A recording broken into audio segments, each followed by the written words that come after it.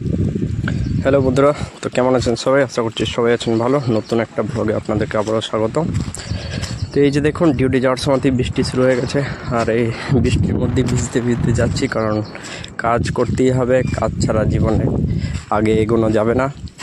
তো সেরকমই বর্ষাকালটা খুবই সমস্যা আমাদের সাইড ইঞ্জিনিয়ারদের জন্য।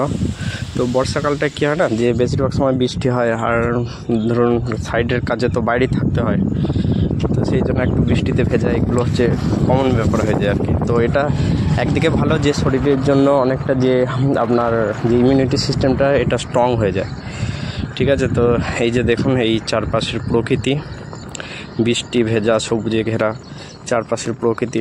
আর এই রাস্তা দিয়ে এখন আমরা যাই, কারণ আমাদের যে মেন রোডটা তৈরি হচ্ছে ওখান দিয়ে তো এখন কাদায় ভর্তি হয়ে গেছে।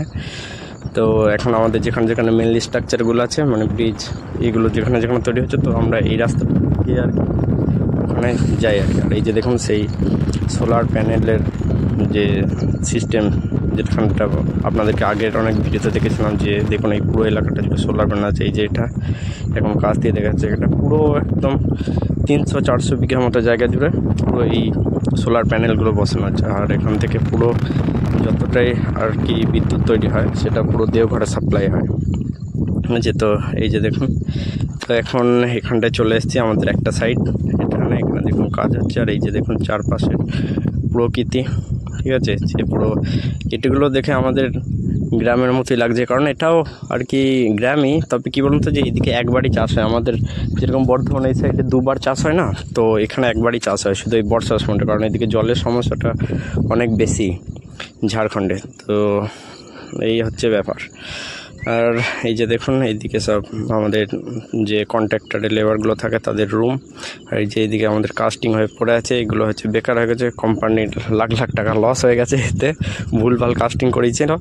তো আগে যে ইঞ্জিনিয়ার ছিল সে, ঠিক আছে, তো সে এখন চলে গেছে ভুলভাল কাস্টিং করে দিয়ে, কিন্তু তার অস্তিত্ব এখন এখানেই পড়ে আছে, ঠিক আছে। তো এটা হয়তো পরে কোথাও ইউজ হবে কি হবে না সেটাও বলতে পারবো না, পরে যদি কোনো স্ট্রাকচারের সাথে মেপে হয়ে যায় তো হবে।